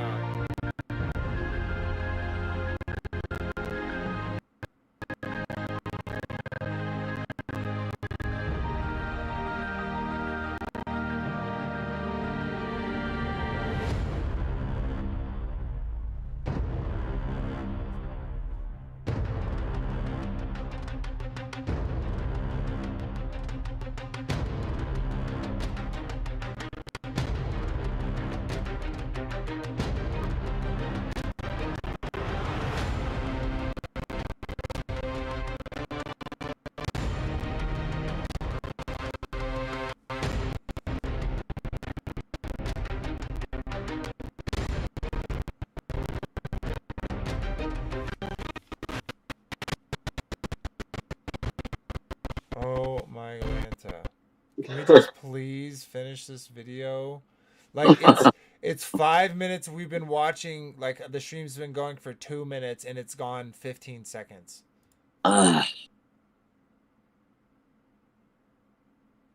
We deal with difficulties, so we'll just keep on dealing with it. The stream's almost over. Yeah. All right. Well, apparently it doesn't want us to watch anymore. Oh. But we can get an example. I'll kind of run through it a little bit. There's so much evidence of something, going on. Now, we may have disagreements on that. I personally think this the mud flood thing is actually linked back to the Tower of Babel. I think when the like it says, I think it's Jubilees, where it literally says that a third part of the tower sank into the ground, the bottom part. And so what's interesting about that is it would be really big, so you'd have to have liquefaction of the soil, which if it was that big, you would think that would be pretty widespread. One, and two, I think, Nimrod being the special boy he was, and how a lot of people of the pagans, have that deity, that middle ground between the evil one, like they're, basically their quote unquote Messiah, who is Nimrod in my belief. And like him, right, I think that he sought out hidden information that was left over from the flood. And so, like, he sought out information in, hidden places. I think it's kind of interesting, right? When we think about Manhattan as an example, don't you think it's kind of interesting that they dig down so deep for the base? Now, of course, they need that for the structural integrity of these skyscrapers, but I bet they found some pretty interesting stuff while they did it that they didn't share with anyone. And I wonder how widespread that is, and that if that's again another reason why people seek out these hidden depths, beneath their feet, is for maybe possibly secret knowledge from the mud floods, from the destruction of the Tower of Babel. What say ye? Yeah, and personally, I think why it's found worldwide across the entire plane of the earth is because it's actually from the days of Noah. I think it's that flood that occurred. I just think the pre-Diluvian world was a lot more enlarged than what is commonly depicted. Okay, so you see it more as an event that covered it up during the flood. Correct. Okay. See, I see it as the destruction of 2.0. So if the pre-Diluvian, the pre-flood world ran by the Watchers and those corrupted men on the earth. Thank you for your subscription, Aspire BHCS. We do appreciate it. So I guess what I'm saying is, I feel like the destruction of the new world, the world order 1.0 was the flood, and I feel like the mud flood personally is the destruction of the world order 2.0 ran by Nimrod. So that's where I see the distinction, because I do see, kind of, I don't know. I see, like, for instance, the evidence of this stuff that we see here. Let's go ahead. Yeah, I'll go ahead and get rid of this. The stuff that we see here in, like, San Francisco, in quote unquote the New World. And so I'm not saying that the flood there wasn't buildings. I just wonder if some of this stuff that we do see, like in San Francisco as an example, is more earlier than the 6,000 years old. That's why we still have, wooden creations that are underground, and stone creations that are underground, etc. Yeah. Well, there are some who may argue that these are buildings created during the millennial reign. So, I mean, there's a lot to. Yeah, Frankie B. Yeah, Frankie B. Is it? Yeah, the millennial reign. There's Yeah. there's a guy on the internet who's putting out no. videos. Shut up, Martha. Hey, nice Martha work. Stewart. Martha Stewart. But he's putting out videos that we could be in the short season, and part of his research is them old buildings, how they dedicated everything to Christ and the biblical story. Yeah, but kind of as we talked about it, right? Like, I don't know about you. How do you feel about drawings and depicting those things? Is that something that you think the Father wants us to do? Me personally, I think they were using that to keep the memory alive of the Christ event. Okay. Because they're not images to be worshipped, but they didn't have writing back then, so they used drawings. Yeah, because writing didn't come out until the 1400s, right? Well, supposedly, if you have kind of the evolutionary view of society, I think we've had major crashes, and like I kind of explained, I think what we had left over was the crash of the 2.0, so post Babel. But yeah, I can at least see where people can kind of come to those conclusions with certain perspectives, but me, I kind of laid it out. But yeah, like some people think that it's millennial reign, some people think it's pre-flood, stuff from the flood. Some people think that, like me, that it's from the Tower of Babel. And some people more think it's even more recent than that. So I'm glad we have those different perspectives to talk about. Well, they call it Tartaria, but what if it was the millennial reign? And they built up all these beautiful structures. They had free energy from the ether. And they had all this great technology from the knowledge of God flowing through them. And they came up with this whole end time scenario that it never happened. And you're living in another lie. Yeah, Marsha. Living in another lie, Marsha. I get that, but I also think you can take it too far, like I think that we don't need, I don't know if God would allow that. You're saying that's the grand delusion that we're all under, but I guess this is more of an eschatology conversation as more than anything, because there's a set of standards and rules regardless of eschatology. Premise that everything you've ever been told is a lie. So if everything you've ever been told is a lie, then you must find the truth.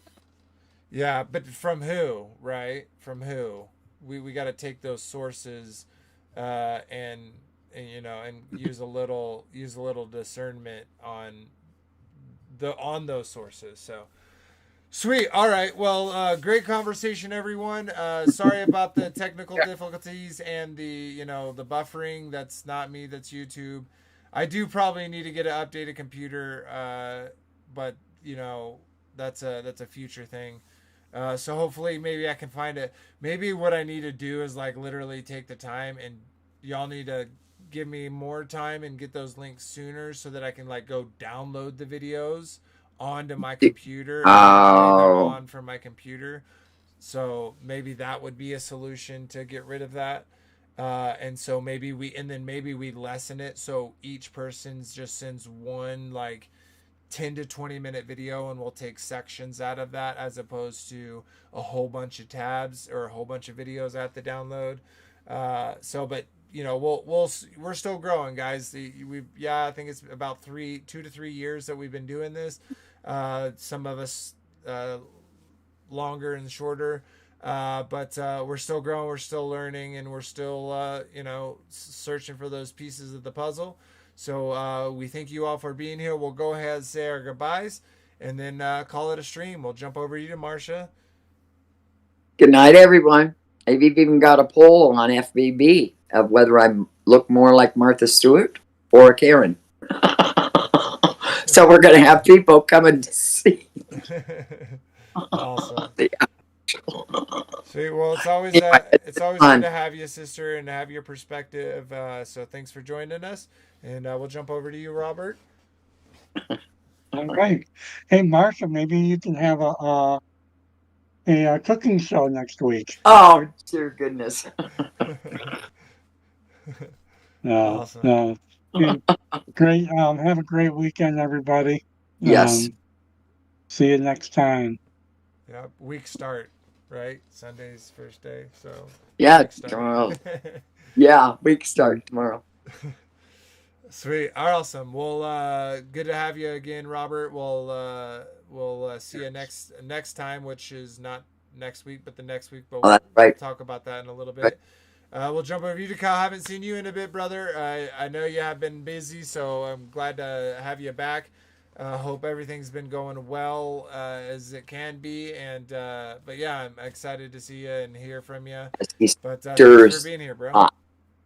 Yeah, absolutely. It's been great. And as a reminder, everyone, per usual, nothing to fear here. These individuals, they hide in these caves and these caverns because their deeds are wicked, and what they do, they don't want to be seen by other people. So just, remember that we are of the light, and we don't have to fear any of that. And all of these people, these wicked deeds that they do underground, they will be exposed one day. Amen. Amen. Sweet. Thank you for that, Kyle. We'll jump over to you, Frankie B. Yeah. Shabbat Shalom, everyone. Remember to set your clocks. Daylight savings time. Thank you you, lose an Frankie. hour. But just question everything. Don't take anything for granted. Question everything. If you live by that, you'll always know the truth. So, yeah, great show. Love Marsha's new wig. Can't wait to see the next one. It's always fun here, people, so keep coming back. Yeah. You never know what you're going to hear. Yep. Absolutely. Enjoy the little short season and have a good week. Yeah, absolutely. So thank you again, everyone, for being here, all the panel members, all those in the chat, as well as all those that come in check us out later on after the stream ends. We do appreciate all the comments, all the thumbs ups, all the shares and subscriptions. They really do help get to more people, and we appreciate all that support. Again, if you need any of the links, look in the description. And yeah, until next time, guys, remember that ABBA loved you first. Good night, everybody. Good night. Oh, are you transitioning? I'm going to mute myself. I'm going to go listen to Dig Deep. Oh, my is being crazy right now. Whoa. Okay. We're off the air, right?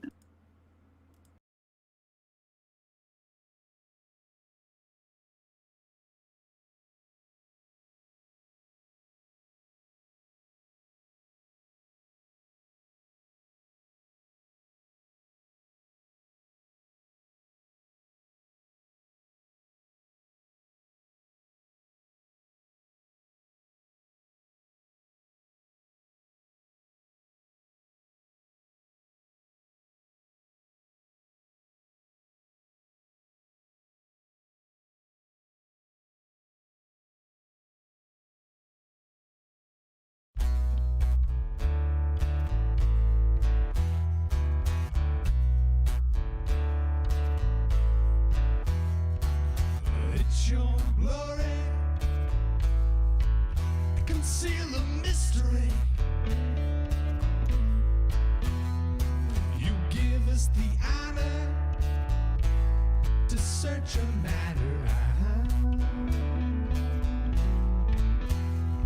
You raise up a standard to beat back our enemy. You establish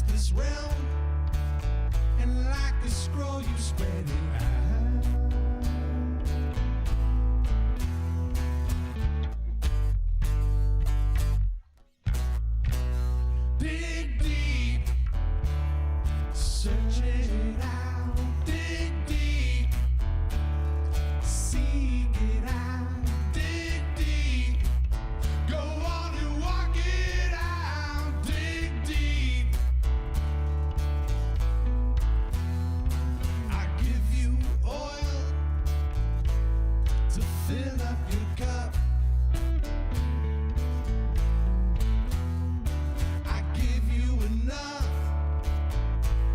to fill up your lamps.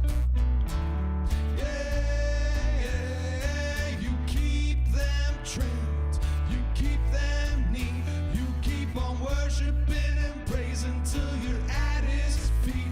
Oh, King Yeshua. Yeah, yeah, yeah, yeah, David.